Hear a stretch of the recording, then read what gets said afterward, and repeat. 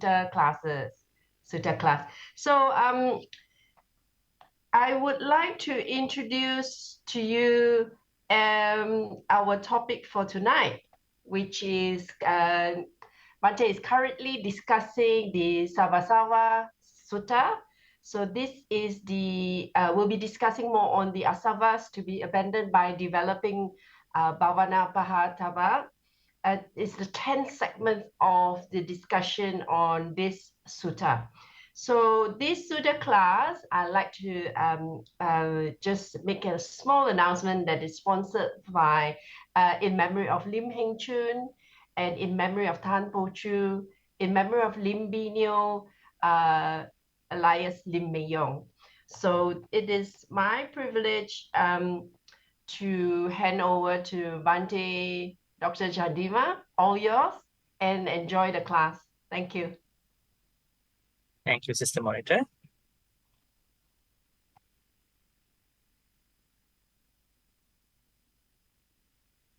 All right.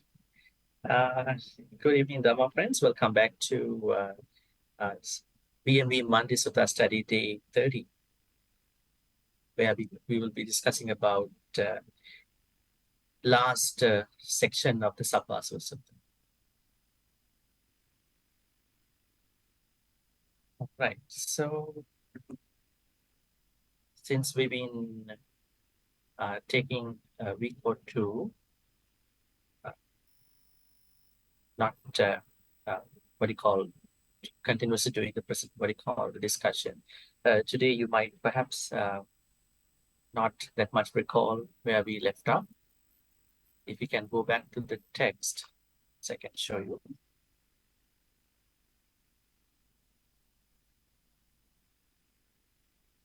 We left up at Vinodana Pahatapa. That means there are certain Āsavas, I would say the higher version of Akusala, that we need to destroy in the sense of understanding what those thoughts are, especially calm thoughts, Vihinsa thoughts, and then what you call Vihinsa thoughts, and then Vyapada thoughts. Calm thoughts mean thoughts of sensuality. Vihinsa thoughts mean thoughts of harassing other people, and Vyapada thoughts mean thoughts of destroying other people. So these thoughts need to be destroyed in the first place. So this is the second method, actually. Sorry, the sixth method. And today we'll be discussing the seventh method, Bhavana Pahatapa, which means there are certain akusalas that we need to, I would say, overcome by practicing 7 bodhjhanas. All right, before we get started, let's pay respect to the Buddha. Sadhu, sadhu, sadhu. Namo tasse bhagavato arahato samma sambuddhassa. Namo tasse bhagavato arahato samma sambuddhassa. Namo tasse bhagavato arahato samma sambuddhassa.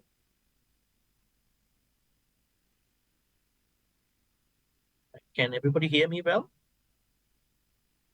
You should be hearing me well, right? Okay, good. A very good evening from Manila, Philippines. Good to see you be back.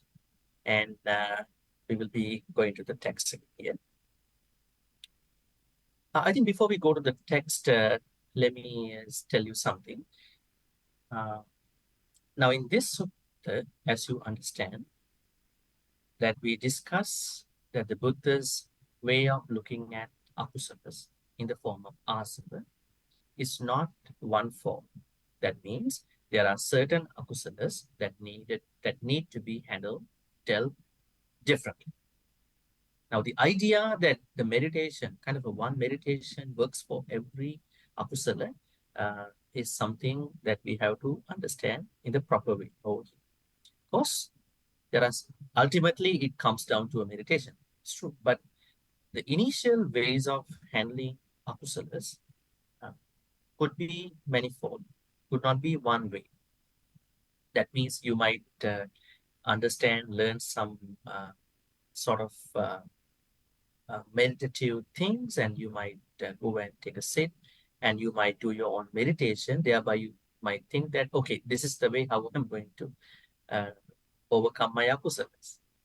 But the Buddha says, not even the meditation, I mean, kind of a solid meditation, but also there are certain other ways that you need to practice in order to approach the overcoming of akusalas, āsavas in the higher level, right? Because we are dealing with akusalas in our daily life. It is not just that we sit down and then we observe our akusalas, certain akusalas, how they are arising, how they are staying, how they are going away, depending on what we're going to do. So we need to understand that this sutta, Sabbasam Sutta, directly and clearly, explicitly tells us that we have to work with akusalas differently, certain akusalas differently. And today we are learning that meditation is going to work for a bunch of akusalas. Definitely as one of the methods. It is not only the uh, one method that we are learning to practice. What is the meditation over here? What is the meditation that the Buddha teaches us as the seven method? Is it samatha, vipassana, or anapanasati, or four postures, or 32 body parts, or chittanupassana, or dhammanupassana? What is it? What is the meditation, the bhavana, the Pali word bhavana, that the Buddha is asking us to practice? None of them, but they are inclusive at different levels. The Buddha says the meditation that is applicable to the seventh method is the practice of seven bojjhangas. What is it? The seven bojjhangas. And I wanted to say one more thing that today uh, I haven't been able to make the note, but I'll be making the note, so don't worry. You'll be getting the note probably somewhere this week. So, seven bojjhangas. Seven bojjhangas need to be practiced. Um, so, first of all, uh, there is another misconception in regard to the seven bojjhangas. Especially, you know these seven bojjhangas, right? How do you know these bojjhangas? And probably you may know these bojjhangas in the form of chanting. Where have you learned bojjhangas in the chanting? Can you remember? You learn bojjhangas, seven bojjhangas in three sutras, three parittas. What are they? Maha Kassapattera Bojjhanga Sutta, Maha Moggallanattera Bojjhanga Sutta, Maha Chundattera Bojjhanga Sutta. In each of these suttas, you can see that there are bojjhangas that are being discussed by either by the Buddha or either by an Arahant. Then there comes the misunderstanding. The misunderstanding is how come a sutta that was given to an Arahant or to the Buddha, thereby they were able to get back to normal from their illnesses, is going to work for us. This is a misunderstanding. Yes, definitely they have already been enlightened. They have become enlightened individuals. So they understand bojjhangas. They can recall bojjhangas. But now here, the Buddha says that one of the ways of overcoming our āsavas, higher form of our kusala, is to practice bojjhangas. That means these bojjhangas are common to even to unenlightened people. They are not even common to enlightened. They are common to unenlightened. So their bhavana, their kind of meditation should revolve around, should focus on the seven bojjhangas. This is the first misconception that I wanted to dispel. That means Bojjhangas are not only specific to Arahants, Pacceka Buddhas, and Sambuddhas, and it is very common, is very, I would say, generic to all the unenlightened people. You know, they are supposed to practice this as one of the methods to overcome their akusalas. And the second thing that I wanted to mention at the beginning, before we go to the sutta text, is that this is very important too. Now, the words that we know from different bojjhangas, let's go and take a look, and then you will understand what they are. Like if you take one of these, this one, I would say, let's go to the text. Right. We go to the text over here, you can see Sati Bojjhanga, and then Dhamma Vichaya.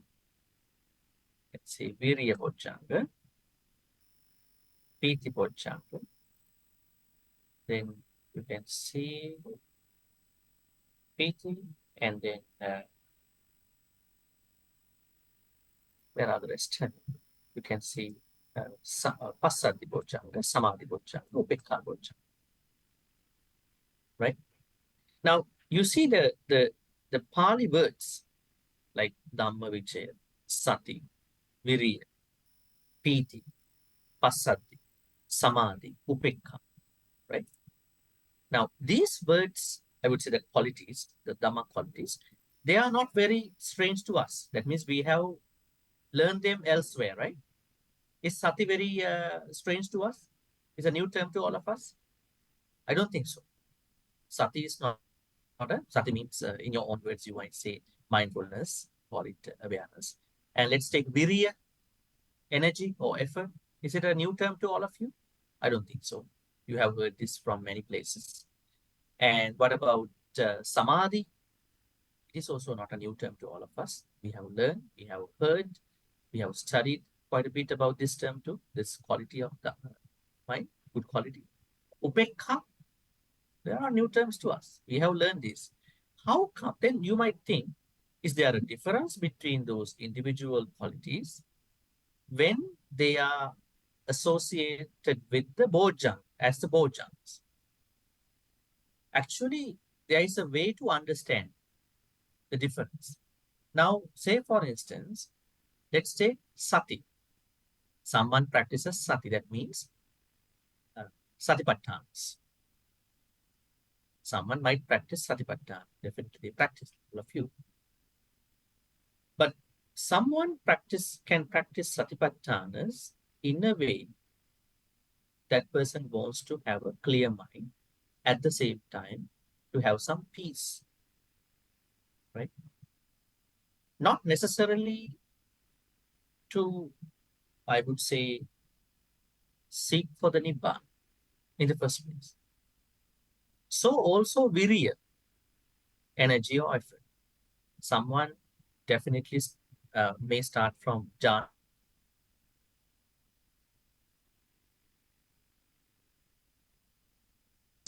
and then what will happen is that over the course of that jhana practice, this person might have virya, as you can see, vitakka, vichara, piti, sukha, ekagata, this virya also.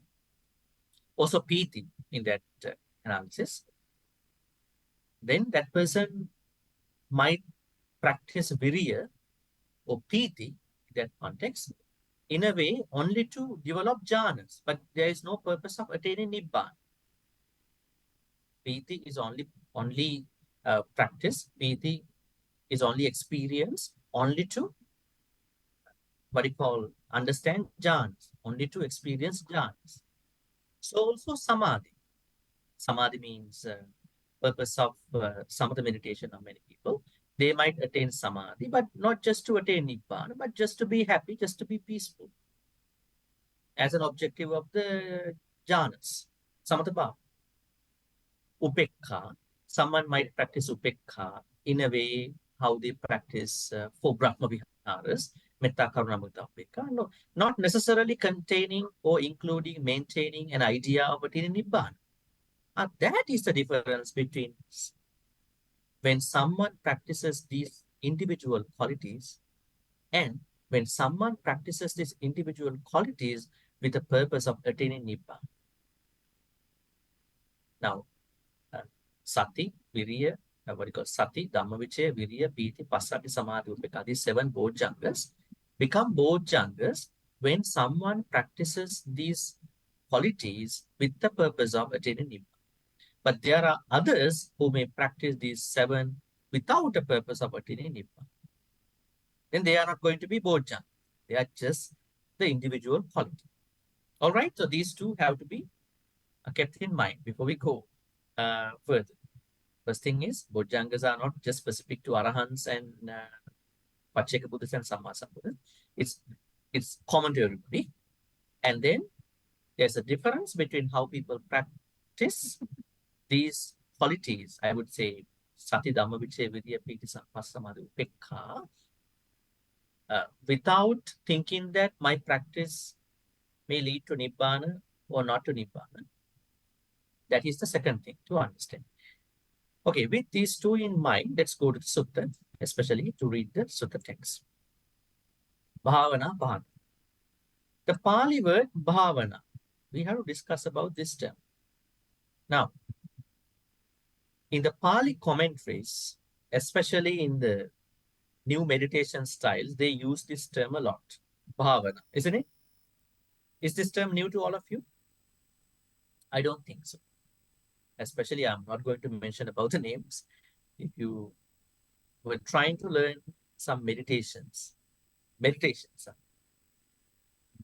styles from different teachers, different schools, different countries, you may have heard this word is being used by many styles, meditation styles, and then teachers.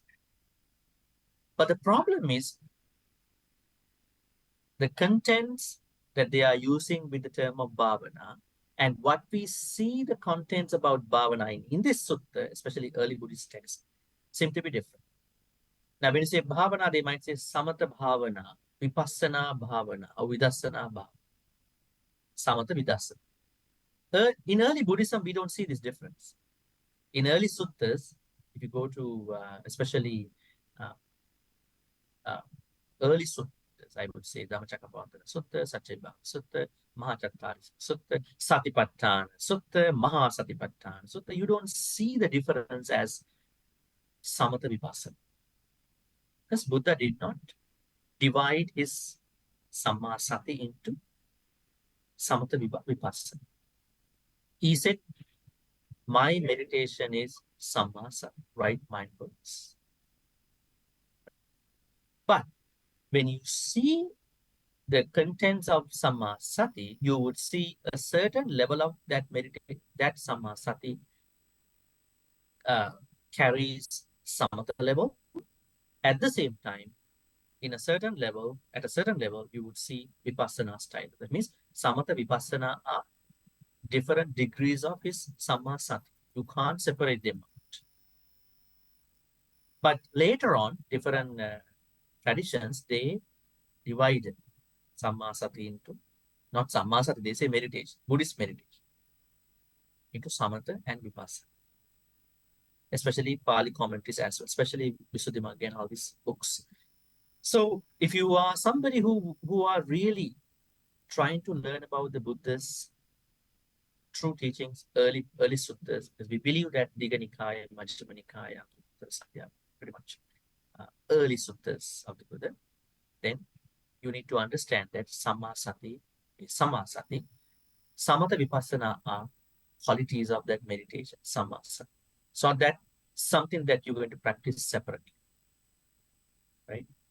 Nowadays, you can see that I practice Samatha, you practice Vipassana, and people are struggling between these two, and you don't have to, because this is not how the Buddha said.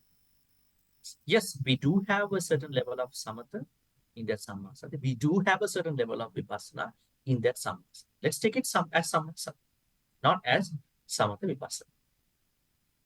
So now, Bhavana, the word Bhavana should be exclusively used for the development of 7 Bojjhangas, nothing else. This term bhavana means to develop. Now, those Pali commentaries, they have different ways of saying. They say, what do you call, bhaveti asevati, right? That means develop. That's true in a way. That means we have to develop the seven bojjhangas as much as we can. The more we develop seven bojjhangas, the longer we are practicing seven bojjhangas. I mean, our samasati is also being developed. All right. So the bhavana, the term bhavana is exclusively for the development of the seven bojjhangas. Now, when you say seven bojjhangas, samasati is just a part of it. Just only one part. It starts with sati, then have dhamma vichaya. Okay, I'll go back to the sutta again. Now, the Pali word bhavana is very exclusive for the what you call samma. Right, I'm trying to sort of make it a little large. Katame cha bhikkhave asava bhavana pahata. Monks, what are the, maybe how does someone overcome akusalas? I would say, now here the word is asava, that means a higher version of akusalas, asavas with the meditation. Bhavana, I would say the proper is development, I would say. Ita bhikkhave bhikkhu patisankha, this word is very important. Yoniso, patisankha yoniso. Now let me ask some of you, probably all of you. I have repeatedly explained these two words when I was there. What does patisankha mean? What does yoniso? Patisankha.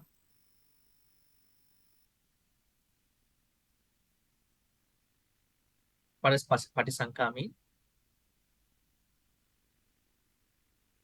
Patisankha means do consideration. Means it that several in our life, everything needs certain consideration, certain regard, certain attention in a certain way.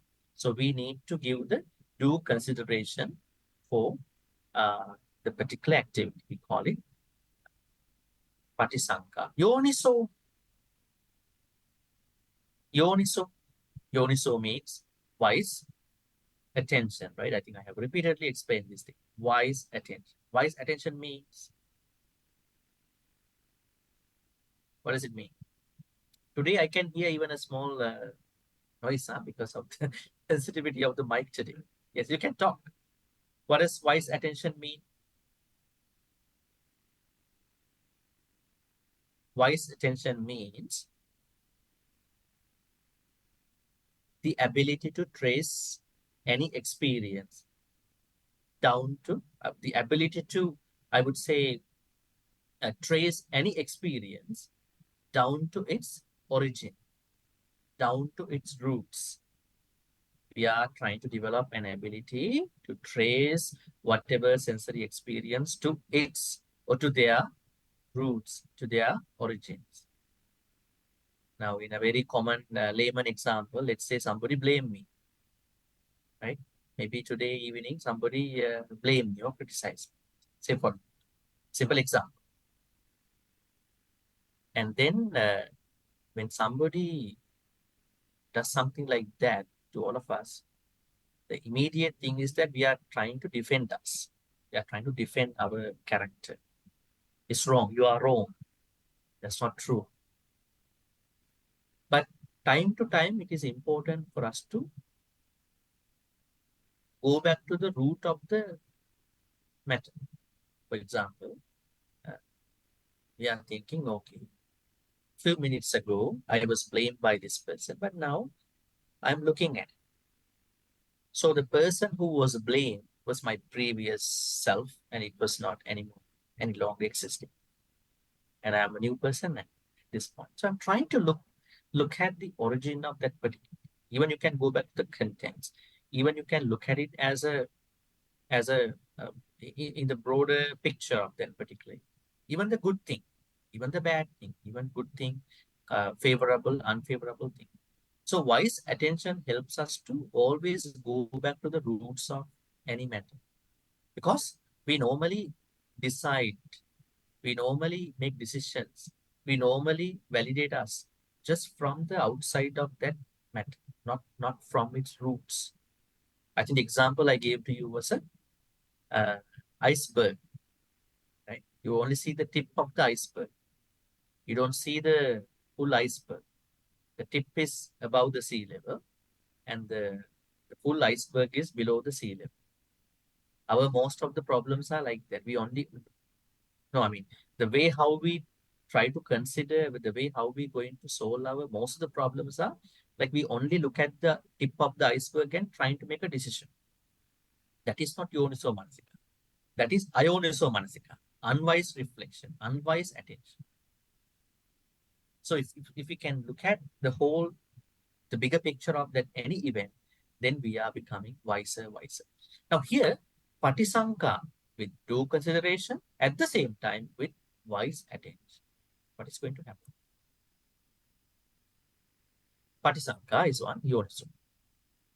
With due consideration and wise attention, you are going to practice sati sambojjhanga. It's not just bojjhanga, sambojjhanga. Sambojjhanga means some. What does some mean? It's not just bojjhanga. Now you might say, today we are going to the bojjhanga chanting. It's not bojjhanga chanting, sambojjhanga chanting.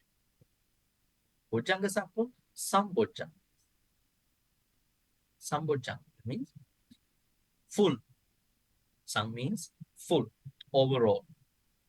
That means when somebody practices a bojjhanga, that person is going to cultivate that particular quality of the mind fully. So if it is sati, going to practice sati completely in its entirety. It's not like a retreat. Today, tomorrow you practice sati and then you go home, your whole sati is broken apart. It's not that kind of a sati practice. That sati means the sati practice has to be practiced at all times. Now you might be surprised, how to practice sati at my home? That is why I always say this sati practice is not a on cushion meditation. So part of the sati practice is on cushion, but most of the sati practice is off the cushion, right? So time to time, it's good to go for a retreat just to refreshen us, just to be more familiar with the sati practice, sati teachings. But the real sati practice is very relevant when we are off the cushion. Off the cushion means we are always off the cushion. We are not going to sit down all the time. Our real problems, real matters, happiness, unhappiness, whatever things are, they are coming to us when we are off the cushion. So then, how does someone practice sati to a level of a sambojjhanga? As a maybe in your own word, a bojjhanga. A person who is trying to bring sati to all his whatever the activities in his or her life is going to make this happen. Is going to make sati as a bojjhanga. Otherwise, his or her sati is only a 2-day, 3-day, 1 week, 1-day meditation retreat. That practice is very provisional. But when somebody is trying to bring sati to his or her own activities, whatever activity, if it is driving, focusing on the road, understanding my driving. Am I a good driver? Am I really driving? When I'm eating, am I really eating? Or am I paying attention to other things? When I'm with my family members, am I really giving them attention, my attention to them? Big issues in family households, right? That people are not giving enough attention to the loved ones, right? That's also mindfulness. You are with them, you are focusing. There are many areas of your life. If you look at Satipatthana, so you can find out what are the activities that you can bring this sati to all the activities. But the problem is people call some activities are not worthy enough to practice mindfulness, satipatthana. So every activity deserves satipatthana. Every activity. You can't actually say that this activity does not need sati. Because if you look at your mistakes in your life, if you look at your failures in your life, if you look at where you screwed up, blundered, you might see that if I could have had a pinch of mindfulness at that point, I would have been better. I would have been, you know, uh, felt less remorse, less regret. That means every activity that we are involved with needs, deserves sati. So going back to sati bojjhanga. Now, when you understand sati bojjhanga, it is not just a mere sati.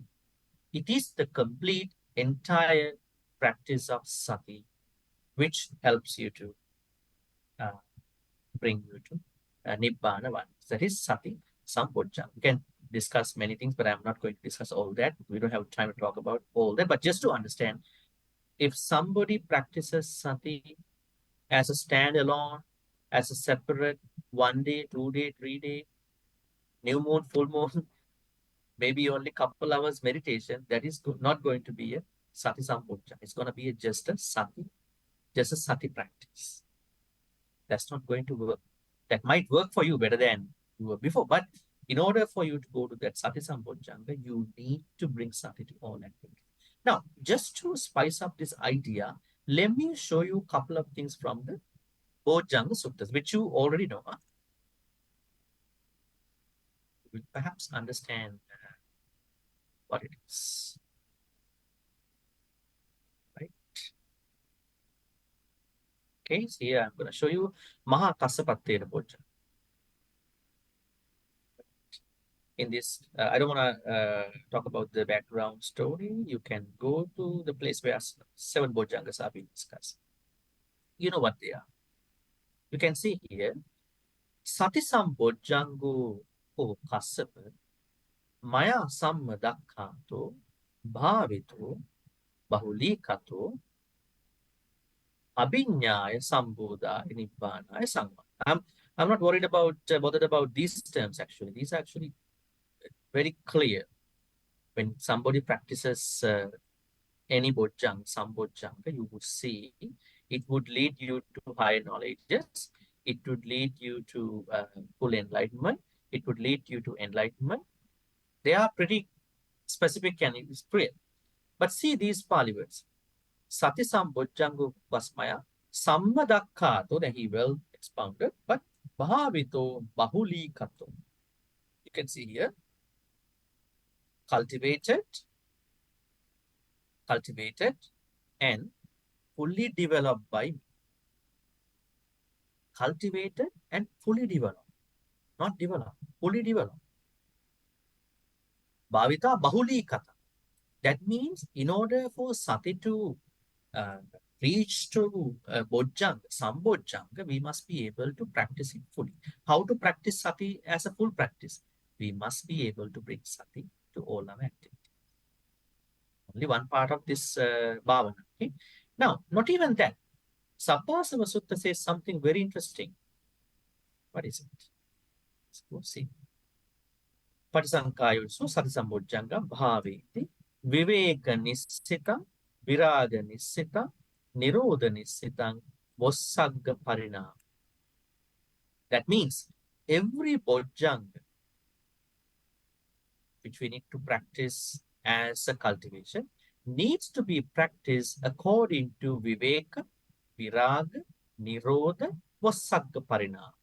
Viveka. What does Viveka mean? Viveka. What is the English term of Viveka? The translation, you might say, seclusion, isolation. So do we have to isolate to practice these Dhamma things? What do you think? Do we have to isolate us to practice some Dhamma? What does seclusion mean in Buddha? Now, a lot of people misunderstand. This means I have to go to the forest, I have to isolate myself. And then only, yes, sometimes we do need to sort of have our own me time. But what does Viveka means? Do we have to go to that kind of a place? Not necessarily. We may go, definitely we would like to go time to time. But here, Viveka means that we need to make time for us. when we practice sati, whatever the bojjhangas, we need to make time for these bojjhangas, right? Now, in your life, you have lots of time for different things, right? Why is it? Why do you have lots of time for whatever good or bad things? Huh? Why do you have time for them? Because you have made time for those activities, isn't it? Right? You have made time for that. Let's say if you are somebody who is having a hobby, who is enjoying certain things in your life, so you have made time. So, in order for us to practice some bojjhangas, whatever the bojjhanga, we need to bring some priority for our sati practice. That is what we call as viveka. We need viveka. Yeah, we should bring more time for that. When we say we have to prioritize, we have to make time for that, it doesn't mean that you have to take a lot of time off. That means whenever you are doing whatever the activities you are involved with, you are trying to bring mindfulness, sati, onto that particular activity. Let's say you are sweeping the floor, you are mopping the floor, you are cleaning the house, you are trying to talk to somebody. There are activities that you cannot avoid, but you are bringing a mindfulness to that each activity so that you make time for mindfulness in that activity, making time for it. That is Vivek. Now you might think, no, no, I'm not going to see anybody. I want to avoid everybody. I want to be kind of introvert. I want to escape from the society, social life, or family life. And you want to be a sannyasi, a tapasa sannyasi, Himalayas, India. Right? It's not our Viveka here. Viveka here means that you are making time for that particular state of Dhamma activity so that you can bring it in anytime, wherever you are, whatever you are doing with, you can bring. So Viveka is one thing. So whenever you want to practice Sati Sambojjhanga, you must bring Viveka up, make time for it.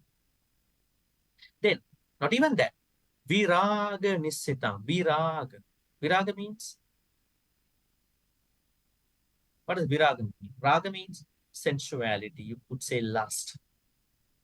So when we want to practice this any bojjhanga, in here Satisam bojjhanga, we need to bring some dispassion because we are always struggling. We are always with sensuality. Why don't we take some time off, time to time? I don't say you need to do all the time to time, just to understand the opposite side of the other shore of your sensuality. That also will really help you to practice any bojjhanga. Time to time, we are trying to lower our sensuality. Time to time. It doesn't mean that you must avoid all sensual activity. You won't be able to do it as lay people. You must not do too, just to protect your lay life. But time to time, you are trying to see whether what do you call any lowering of sensuality is possible or not. So that means when you have less passion, maybe I would say less sensuality in this passion, that also helps you to practice Sakti Bojjhanga over here. Not even that. Then Nirodha. Nirodha. Nirodha means cessation. Now some people wrongly misunderstand it. They misunderstand this Nirodha. How do they misunderstand? They might think, how do I understand Nirodha? I have to be an Arahant to understand it, isn't it? But how many cessations are happening in our life, in our daily life? If you look at today, I had a karma thought, a very bad, maybe I had an angry thought. But when I practice metta, maybe because I had practiced metta, that angry thought was ceased. It turned to the cessation. That angry thought turned to cessation. Today, I had kind of a, what do you call, an irritative thought, an irritation, a mild irritation about something. But when I looked at how it arose, how it stayed, Then I understood it was cease because of my practice. That means there are lots of cessations happening in daily life. I always ask this from some people. We are all looking forward to attaining Nibbana. But how many Nibbanic moments we've been experiencing differently? Not that higher Nibbana, right? But a sort of Nibbana, kind of extinguishment of fires of raga dosa happening in our daily life. Remember, when Kisa Gautami saw Prince Siddhartha, she said to Prince Siddhartha, a mother who owns you, a mother who gave birth to you is extinguished, already came to Nibbana. A father who brought you up, or maybe your father who brought you up, must have come to Nibbana. A wife who is married to you should have come to extinguishment, Nibbana. Nibbutta, Nibbutta, Nibbutta, Nibbutta. That means the idea is that the higher level of Nibbana and then the Nibbana in a lay life in a different way. These are two things to understand. In the same way, you understand cessation. You don't have to attain Nibbana to understand cessation, but you will see how many thoughts are being ceased in a day during your daily life, right? So you have to bring that understanding. Cessation happens all the time in my daily life. I have to bring that understanding to practice sati sambodha, right? This is called uh, nirodha. Now here we are using three things already. Viveka, making time for us to practice that particular bojjhanga. Here's sati. Viraga, making some, what do you call, at the same time, we are trying to bring uh, what do you call a reduction to our sensuality, and nirodha means we are trying to see the cessation of our. Then Vassagga Parinam. Vassagga means letting go. I would say renunciation. That means Nibbana. That means we must practice any bojjhanga to attain Nibbana. This is the only purpose. So when someone practices sati, according to these four, making time, we call viveka, then bringing a lot of dispassion, we call it viraga, and then trying to understand a lot of cessation times, cessation phenomena, cessation moments of our thoughts during our daily life. This is called, what do you call, nirodha. And now, Vassaka Parinam, trying to bring whatever my good practice, especially seven qualities of the seven bojjhangas, having the strong purpose of attaining Nibbana. These four things must be brought when you practice any bojjhangas. Now we will go to the rest of the bojjhangas too. Okay, same thing applies to all the other bojjhangas. You can see Dhamma Vichay, Dhamma Vichay bojjhanga. Let me ask you, what does Dhamma Vichay mean? Dhamma Vichay? Now, some people might think Dhamma Vichay means I have to search, investigate more Dhamma, sutta by sutta. Isn't it? Is it Dhamma Vichay? What is Dhamma Vichay? It translates Vichay means investigation, Dhamma means Dhamma, investigation of Dhamma. Isn't it? What does Dhamma Vichay mean? Dhamma Vichay means trying to investigate the Four Noble Truths. This is what was given in the suttas. The Dhamma means Four Noble Truths. Trying to understand the Four Noble Truths with our daily experiences. Now, how we are going to understand Four Noble Truths in our day in normal understanding? You are going to read sutta by sutta, right? The more you learn Dhamma, the better you are with Dhamma Vichay, isn't it? That is what many people think, right? That is not Dhamma Vichay. Dhamma Vichay means that we are, on one side, we are trying to understand the Four Noble Truths. On the other side, on the other hand, we are trying to bring in our personal experiences into the Four Noble Truths. I mean, bringing on either way, bringing Four Noble Truths to our personal experiences. Right? Let's say somebody you really loved passed away last month. Right?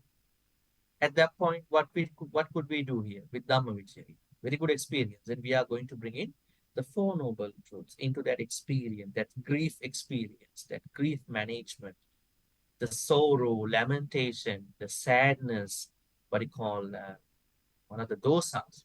So bringing Four Noble Truths into our daily experience, bringing Four Noble Truths into our all mental phenomena. That is Dhammavichari. It is not that you read one sutta by one sutta. You will be bombarded with a lot of information only, which might not work. That's why even if you want to study some suttas, consult a good teacher. Otherwise, just reading it as a mere knowledge might not work for you. It is done by anybody. So, Dhamma Vichaya means trying to bring Four Noble Truths. And first, you have to understand them, definitely. Otherwise, you can't bring them to your personal experience. Understanding the Four Noble Truths and then bringing them onto your personal experience. What is dukkha? How does it arise? What is the cessation? And how does that cessation uh, happen as a path, right? That is Dhamma Vichaya. Even this Dhamma Vichaya Bojjhanga, Sambojjhanga, must be practiced with Viveka, Viraga, Nirodha, or Sakkapari. That means you have to make time for doing that. You have to have less, I would say, you have to sometimes lower your passion, sensuality, time, and you have to, what you call, see the cessation that is happening in your daily life. Actually, if we try to observe the cessation that is happening from the morning till the night, we can see that. We can see a lot of things. And then trying to understand that these qualities should bring to the level of Nibbana, not just to stay and not just to end up at a level that is below. It's called Vosaka Pari. All right, let's keep going from here. Dhammavichaya. Then we are going to see the third Bojjhanga, which we understand by what is it? Sati Dhammavichaya Viriya. Is it called Viriya Bojjhanga? Viriya. Now, in many suttas, Buddha says one of the biggest issues to many monks and nuns, in particular, because all these suttas are given to them, is that not having a good understanding about the virya. Sometimes some monastics, even in your case, some, they are having lot of virya, which is also a problem. What will happen to you if you have a lot of virya, a lot of effort, even for this Dhamma thing, lots of virya, then you are not able to practice meditation. Why is it? When you have lots of virya, lots of effort, then you are restless. Your mind is restless. You can't focus your mind. Right? At the same time, if you have less virya, very, very less virya, then you have lots of tina and midda, sloth and torpor. This is why in one sutta, we call it Agni Sutta, the Buddha says this particular interesting thing. Probably I'm going to show you.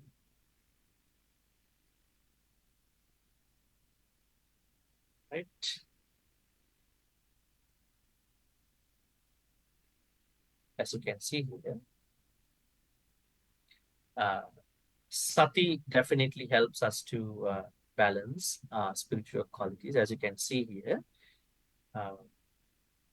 Now, Dhammavichaya, Virya, Piti, these bojjhangas must be used when you experience tina and midda. Now, tina midda arise when you have less, what do you call, when you have less uh, effort, to practice Dhamma. Normally, uh, Dhammavichaya, Virya, Piti must be earned, must be practiced. Because specifically, when you understand you don't have enough effort to start off to maintain your practice. But if you look at the bottom, see the bottom, the three Bojjhanga factors, Passati, Samadhi, Upekka. Now, Passati, Samadhi, Upekka never arise when you have less virya, right? They arise as a successful transition of your Bojjhanga practice. But keep in mind, they are very helpful for you to lower Uddacha Kukucha, to be used when experiencing restlessness and boredom. The sutta is Samyutta Nikaya 4653, which I will be going to add onto the notes. Right? That means when you learn Dhamma, be careful about one very important thing. That means virya, effort or energy. Sometimes you may have no virya at all. You may be very lazy. That means you have sloth and enemy. Sometimes you have lots of virya. Lots of virya. This is also a problem. I have to do this, I have to practice this. Sometimes, for example, there may be someone who has a certain way of starting of the day. In the morning, this person wakes up and thinking, today I had to do my puja, right? But for whatever the reason, this person oversleeps. At the same time, this person now cannot catch up with the puja, has to go to another, it's something, maybe run an errand in the morning. Now this person is not happy about the day. Why? He or she could not do the puja. It's okay. It can happen to anybody, right? You don't have to worry about if you miss something like that. Because we don't, in Buddhism, we don't have something called we have to do this every morning. We try to do in case we are not able to do. So try to understand that whenever we are involving with engaging with any Dhamma activity, be that a meditation, puja, chanting, maybe dana, sometimes we may not be able to catch up with the time. Do it. That's okay. And when you do them, try to keep a balance of your virya energy. Don't try to be too excited. Don't try to, lose any interest. Keep the interest, but don't develop lots of energy on it. You have to develop energy, but to a certain mediocre balance level. Don't go over. Once you go over, you will go to Uddacha, the problem. As you can see here, you saw already that Uddacha Kukucha rise. When Uddacha Kukucha rise, then you must practice. You have to more focus on Passati Samadhi Upekka. But anyways, the idea is that Virya is a very important thing. This is a problematic thing to many people because most people, they go through, uh, certain problems with their virya energy. That means they have been doing very well, but sometimes, maybe time to time, they are going to run out of their energy for different reasons, right? So, virya has to be maintained. Virya Bojjhanga. So, how can you maintain virya? You have to always keep your virya energy effort at a moderate level. Don't go too low or too high. Even Virya Sambojjhanga must be practiced with Viveka, Viraga, Nirodha, Mosaka Parana. Now we come down to Piti. Piti means joy. Joy.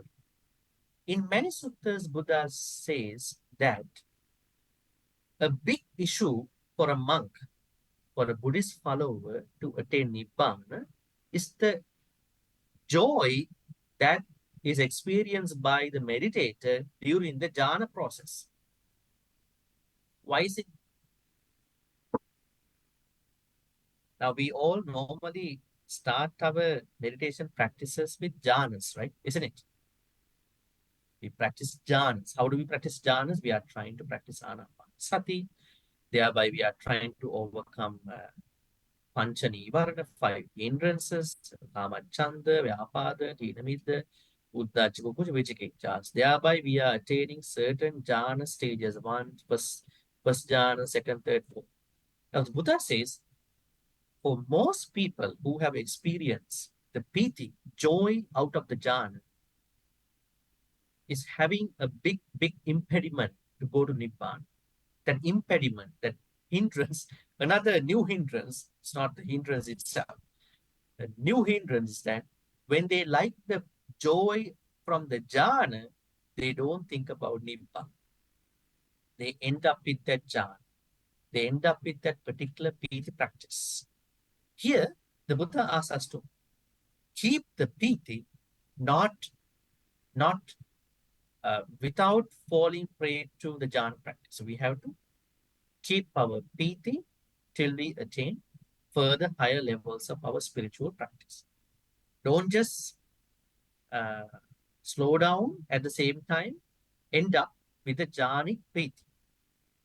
Thereby, you are trying to bring piti further, right? So that the jhana piti shouldn't be something that should stop you from going further. So try to practice, try to experience the piti, but do not end up with that level of jhanic piti. Then passaddhi. Passaddhi means, what does passaddhi mean? You can see the translation over here is serenity. But what does passaddhi really mean? Passaddhi means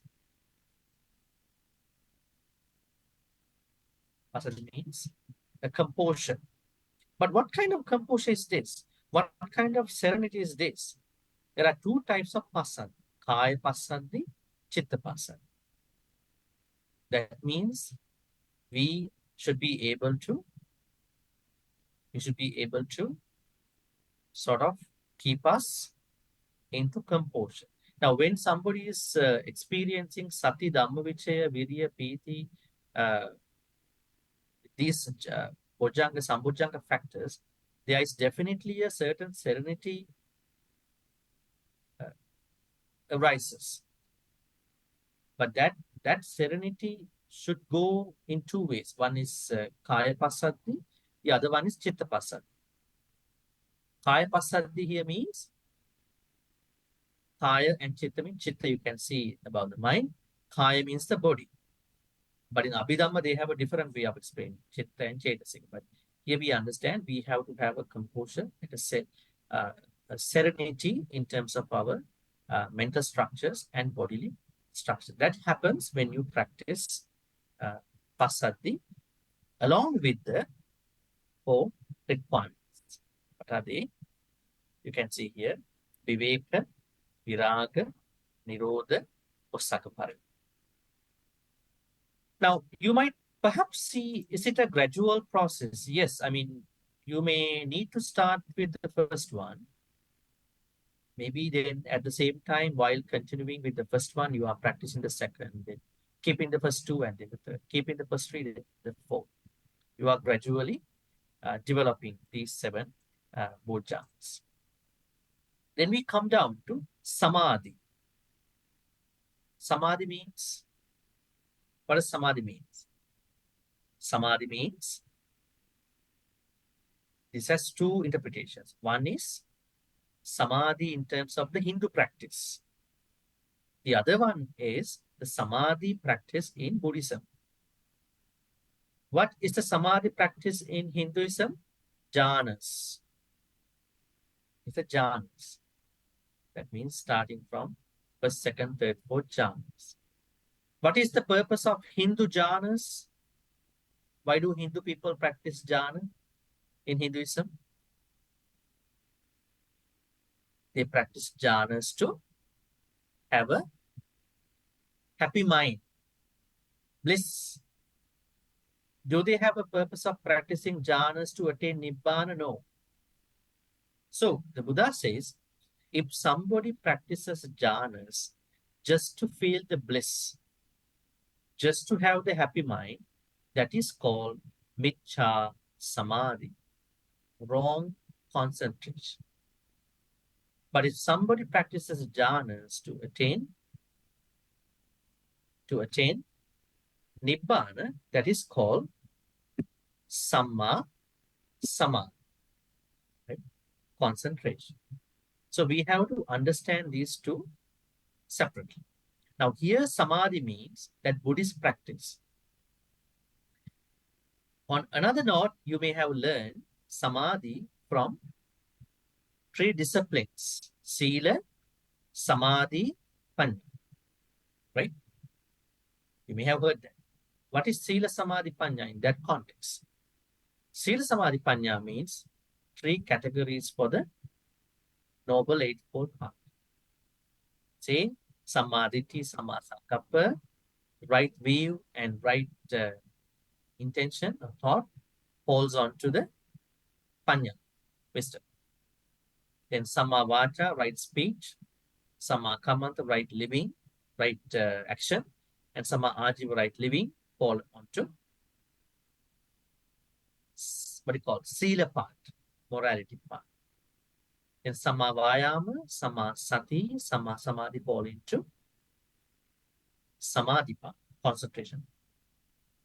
That means I have repeatedly told you that our practice starts not with the Sila in the first place. Our Dhamma journey should start with, where should we start with? Should we start with Sila, Samadhi, or Panya? How to start with our Dhamma journey? The Sila, some level of Panya. Because if we don't know why we practice these certain boja, certain what you call path factors, then we are not able to understand why we are doing that. Even Sila. We have to start our Dhamma journey with some level of, some basic level of Panya, wisdom. Then Sila, then Samadhi, then Panya, higher level of Panya. Now Samadhi, as you can see, it is a practice of Samma Vayama, Samma Sati, and Samma Samadhi. Now, when it comes to Samadhi Sambojjhanga, you understand it is your practice of Samma Vayama, Samma Sati, Samma Samadhi. Okay? That means my Samadhi, whatever the Samadhi I am making, should focus on attaining Nibbana, not just to be happy, like a jhana practice, not just a normal samatha meditation practice. I have to focus, I'm going to attain jhanas, but my main focus is to end up with Nibbana one. That is where you are going to focus on right concentration, Samma Samadhi. It is the Samadhi that is being discussed over here. Finally, Upekha. Upekha. What does Upekha mean? Anybody? We have many Upekhas in Buddhism. One Upekha, what is the famous Upekha? Very famous one. Brahma Vihara Upekha, right? We call it Brahma Vihara Upekha, Metta, Karuna, Mudita, Upekha.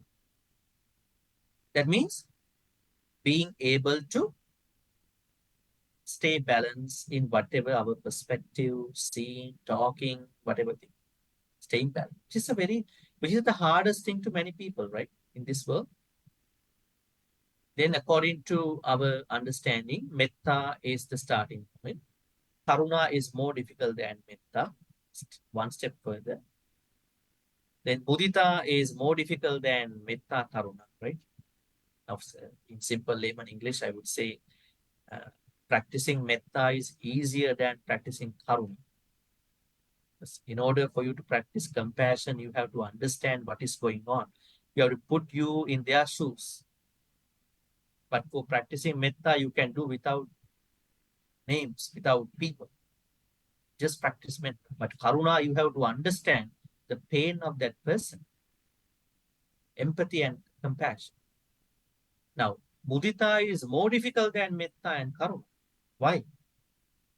When people who we know are going to be really doing good, even who we don't know who doing good, better than us, we should be able to wholeheartedly feel good for them, accept their achievement. It is more difficult than Metta and Karuna. Right? People might shake hands. People might say congratulations, but in their deep heart, are they really accepting the fact that they are becoming successful?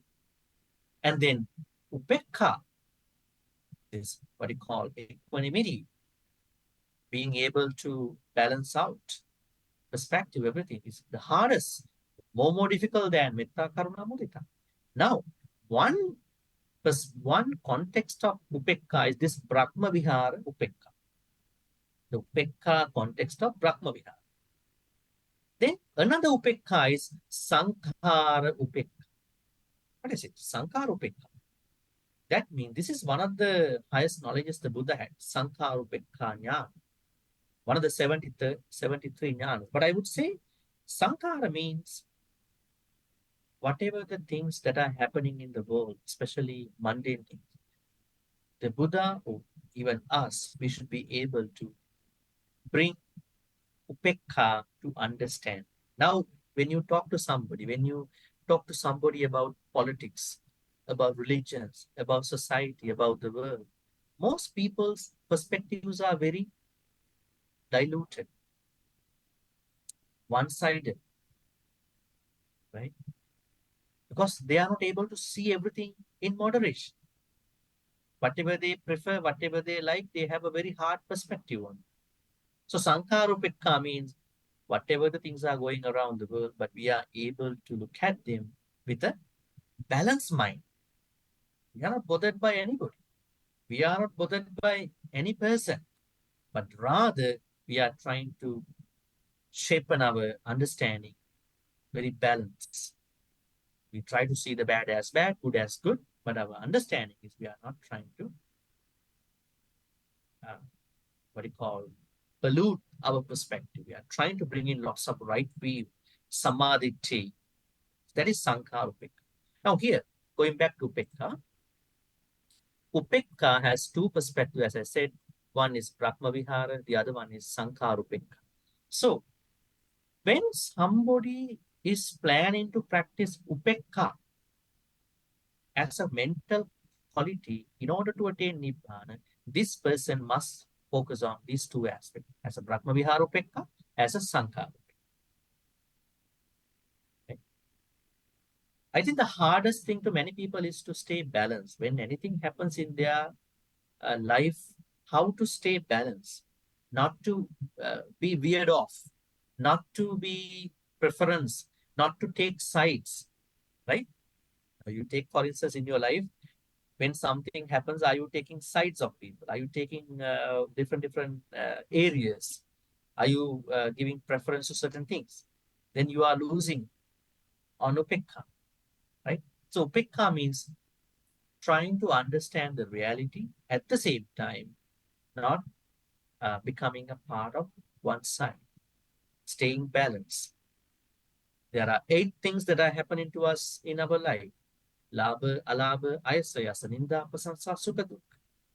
8 worldly conditions. Sometimes we have profits, sometimes we call gains, sometimes we have losses, sometimes we have what you call compliments, sometimes we have blames from other people, what you call criticism, a lot of maybe constructive criticism, maybe not constructive ones too.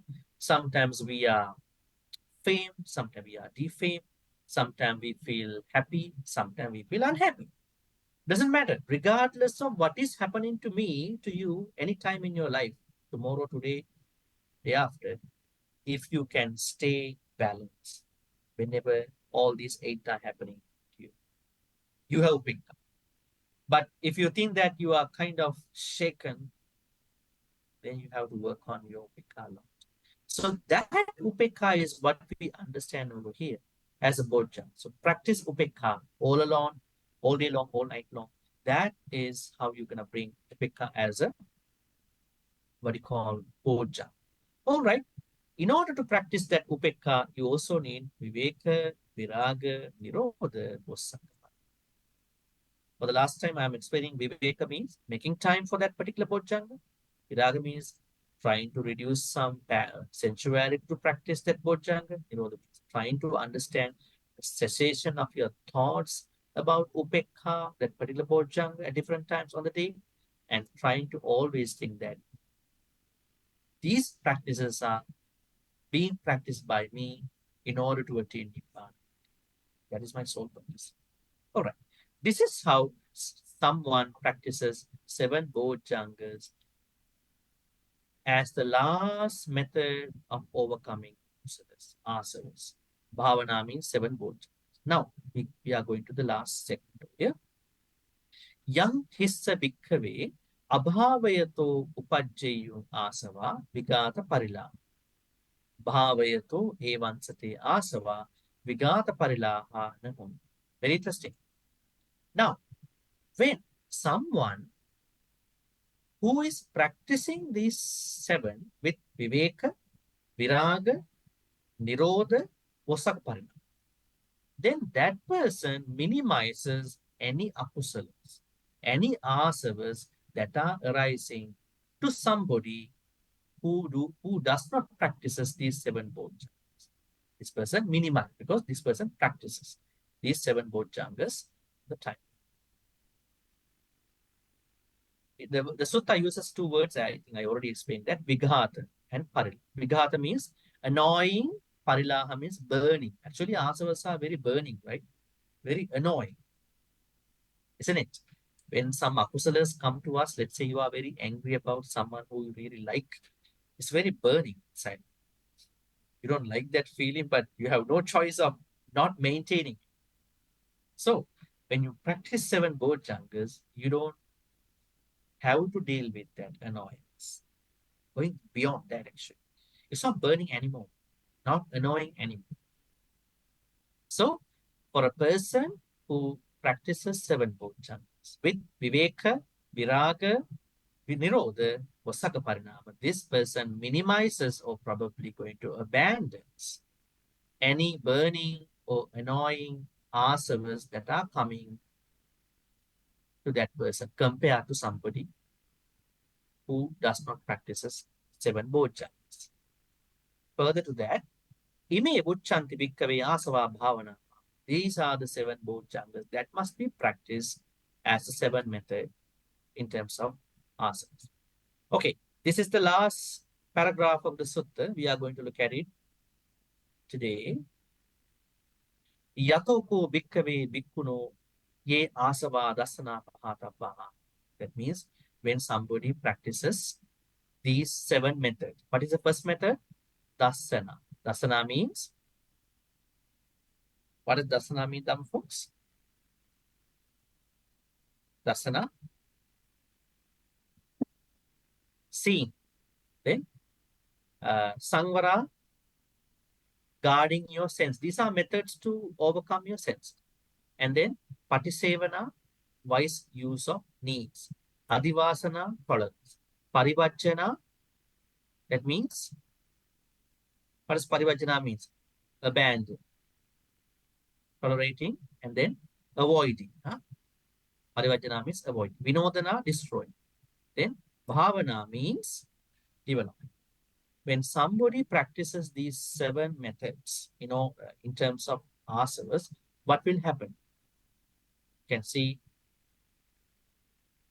Sabba Sangvara, Sabba Sangvara Sangyuto Vihati. That means definitely there is the full taming of the senses. At the same time, Achanti Tanha.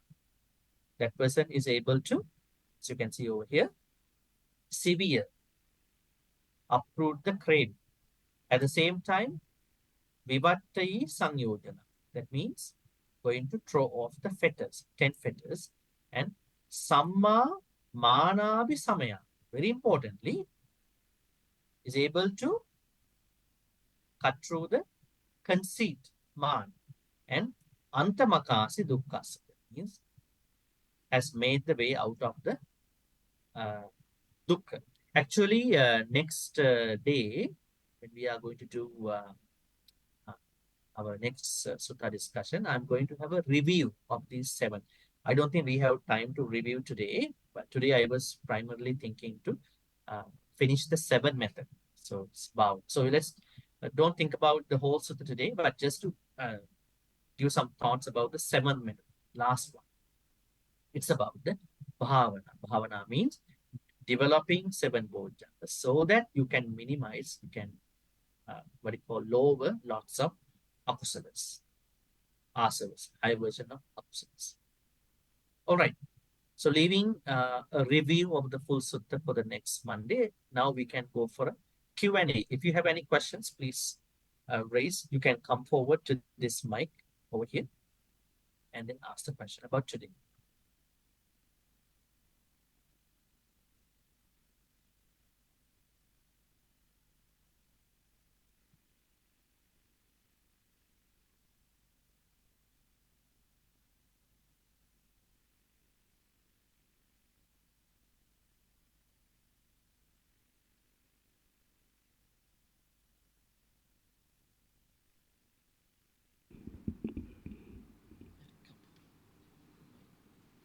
Bhante.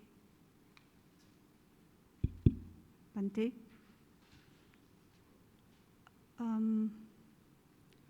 I came across. Yes. Can you hear me clearly? Can you hear me? I think I cannot properly hear. Probably, can you talk to the other mic? Which one? You can hear me? Hello? Yeah. Okay. Yeah. I came across something. I don't remember the name of the sutta, but under the four mindfulness meditation, there was a reference to the three things about thinking, speech, verbal, and act. For example, when we do, there's the part about the physical observation of body. That is the. There was a mention about placing the mind and connecting to it, and it refers to training for verbal. I don't know if you understand what I'm saying. In the four mindfulness, there was a mention, it links to training for verbal speech and thinking, thinking, speaking, and acting. And it says that placing the mind and connecting to it. Do you understand what I'm saying? And it refers to verbal. So I don't understand how that connects to verbal when we connect the mind to the breath. I think I did not hear the first part. Can you make a little summarize the whole question? There was something I read about for mindfulness meditation. Satipatthanas, okay. So, for example, when you're doing breathing meditation, okay. So,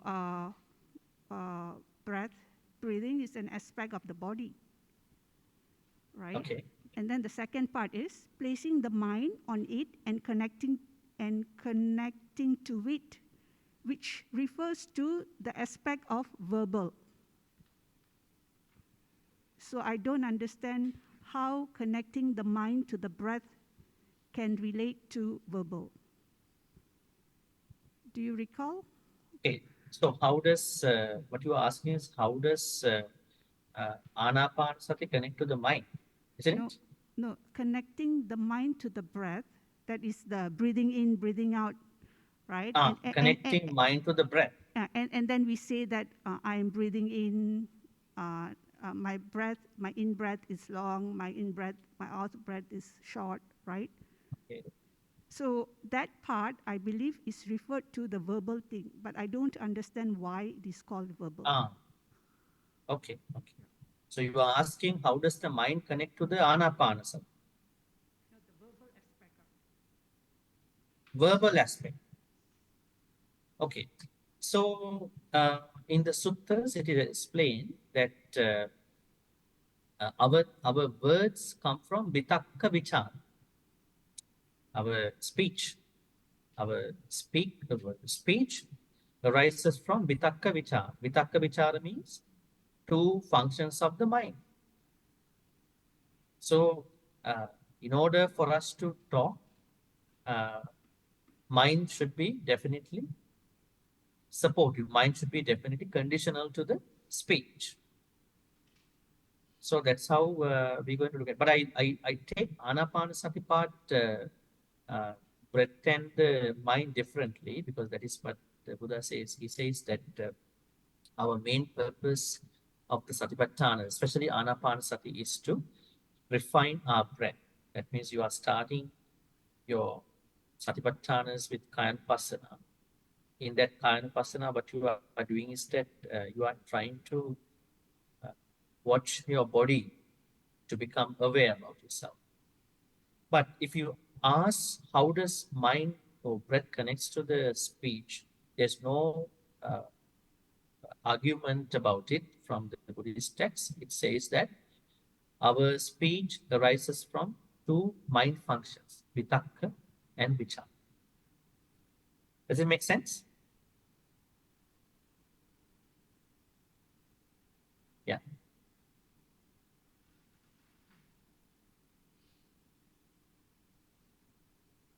We call them as Vachi Sankar.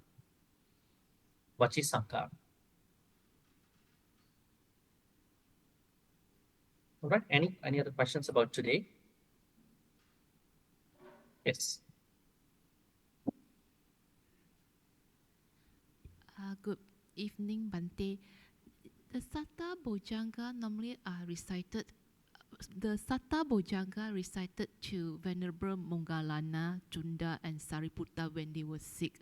So it means that then people will use this chanting when they come across people who are fall sick.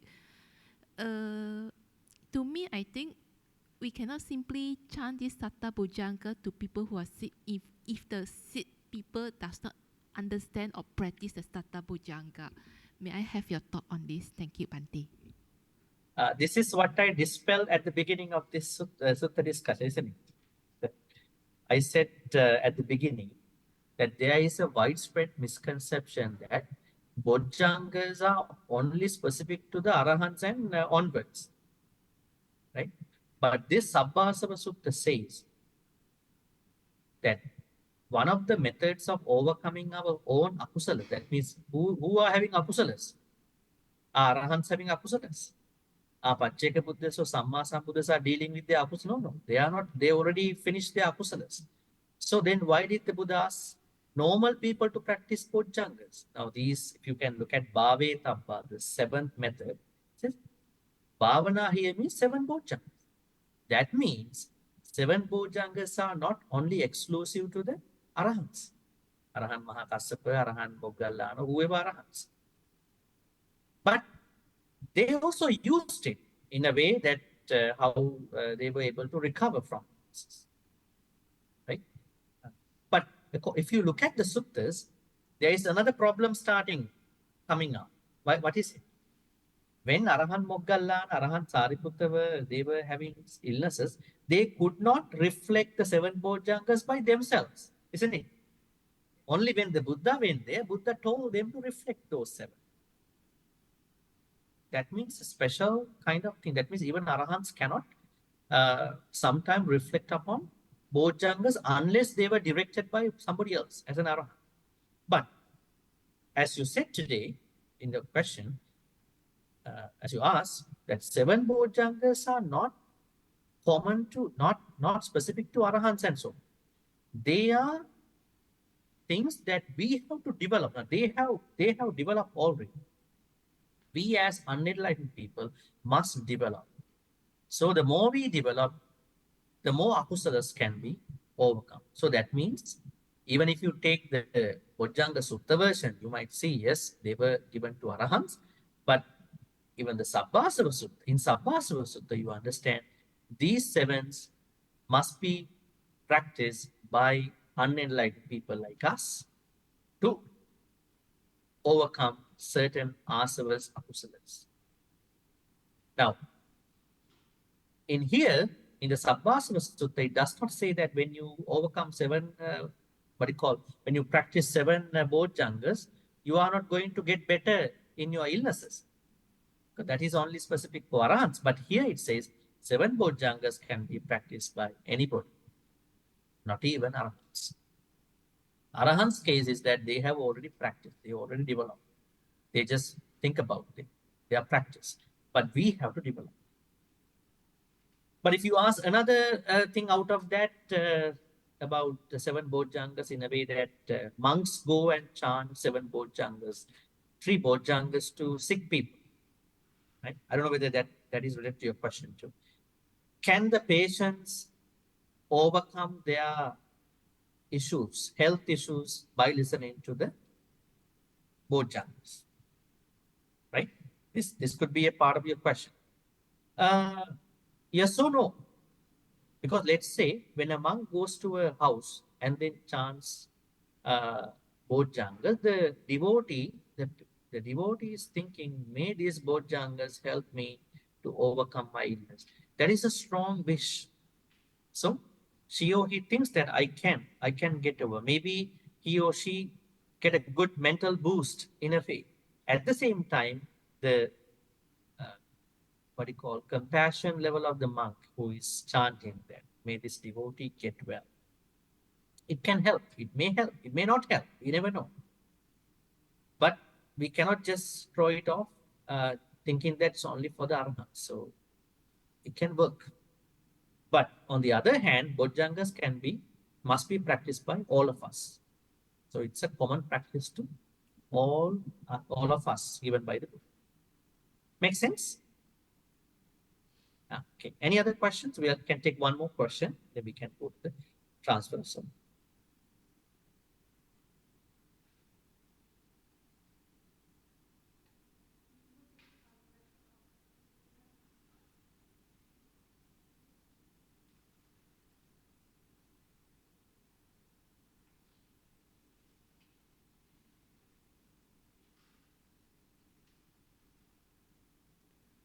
There is, I don't know under which one, but there is one part where sati is used to manage faith versus wisdom and concentration versus energy. Do you hear me, Bhante? What is this? Sati? Yeah, there is one area where sati is used to balance between faith and wisdom and energy and concentration.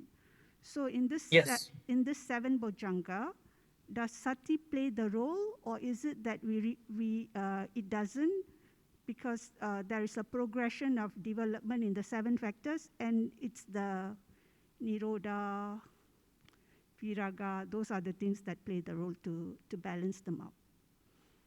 Okay, a very good question. Sati has couple roles playing in this 7 method. One role sati plays is that it balances all the 7 bojjhanga. Sati itself balances sati bojjhanga. Because sati means what you call a supervisor. I would say it is a supervisor. It is a vigilant factor. I always say this is like a supervisor in a hostage situation. Sati is a supervisor. Sati always supervises all the Dhamma matters, not even Bojjhangas, every Dhamma matter. Second is that sati plays a subsequent role within the Bojjhanga. Let's say someone practices Dhamma Vichaya. That means learning more about the Four Noble Truths and how to bring Four Noble Truths onto life experiences. Now, what does sati can do? Sati helps us to leverage at the same time, what you call, lay out the fundamental plan of that issue, our life and the experiences. Sati helps us not to go to the extreme level of that particular good quality. Sati also helps us not to go lower than the particular level of that quality. So then sati has a subsequent role within that particular bojjhanga, within that particular dhamma. So then you ask about the 4 things, what we call viveka, viraga, nirodha, vasaka, parinama. So these 4, they are individually as a set supporting us to practice each bojjhanga. Sati is helping them also, but they are separately helping us to, they are trying to give us a structure about our each bojjhanga's practice. So a couple roles. I could say 3 roles. All right, I think that is good for today. It's about timing. And what we learned today is that meditation in the Sabbasava Sutta directly means 7 bojjhanga practice. So practice 7 bojjhangas. The difference between normal Dhamma qualities and bojjhangas is that when somebody practices normal Dhamma qualities separately, it could be a separate practice. When somebody practices 7 qualities that you see under the 7 bojjhangas, exclusively with viveka, viraga, then what you call nirodha and seeking for nibbana, they will become bojjhangas. Whatever the good things you are practicing, this is very important. You may practice dana, sila, whatever other thing. They all are finally leading up to the, must lead up to the 7 bojjhangas. That is how you are going to make your way to nibbana one thing. It's like for other level. So today we discuss about how to understand these 7 bojjhangas, how to practice them, how they are going to help us to make us the way out of this sansaric life. And next Monday, not next Monday, the other Monday, we will be discussing about, we will be doing the final review of the Sabbas. Please get ready. I'll be asking some questions too. And today, may all the good karmas we be making today, came today, be transferred to all the departed ones. May they be well and happy. May they attain the supreme bliss of Nibbana. Sadhu, sadhu, sadhu. Idam me nyati nang hotu sukita hotu nyatayo. Idam me nyati nang hotu sukita hotu nyatayo. Idam me nyati nang hotu sukita hotu nyatayo. May all the good karmas be shared by all the Deva, Naga, Indika. May they be well and happy. May they protect and bless all of you for good health, quality of life, prosperity, and safety. May Devanaga Mahidika also finally attain the supreme bliss of Nibbana. Sadhu. Sadhu. Ittavata cha ammehi sambatan punya sampadang sabbe deva anumodantu sabba sampatti siddhya. Ittavata cha ammehi sambatan punya sampadang sabbe bhuta anumodantu sabba sampatti siddhya. Ittavata cha ammehi sambatan punya sampadang sabbe satta anumodantu sabba sampatti siddhya. Akasattha cha bhummatta devanaga mahindika punyantang anumoditva chirang rakhang kuluka sasanang. Akasattha cha bhummatta devanaga mahindika punyantang anumoditva chirang rakhang kudesanang. Akasattha cha bhummatta devanaga mahindika punyantang anumoditva chirang rakhang kulu sasanang. Chirang rakhang kudesanang. Chirang rakhang tumang paranti. Chirang rakhang tumang sadati. Also, may we be in the company of Kalyana Mitras till we attain Nibbana, not with the partners. Make a wish. Imina punya kammena mami pada samagamo satang samagamo yavani mbana patya. Finally, may all the good karmas which we've been making today, by learning the 7th method of the Sabbasava Sutta on how to develop 7 bojjhangas to overcome akusalas, the highest form of akusalas we call Āsavas, be supportive and helpful for all of us to attain the supreme bliss of Nibbana. Sadhu, sadhu, sadhu.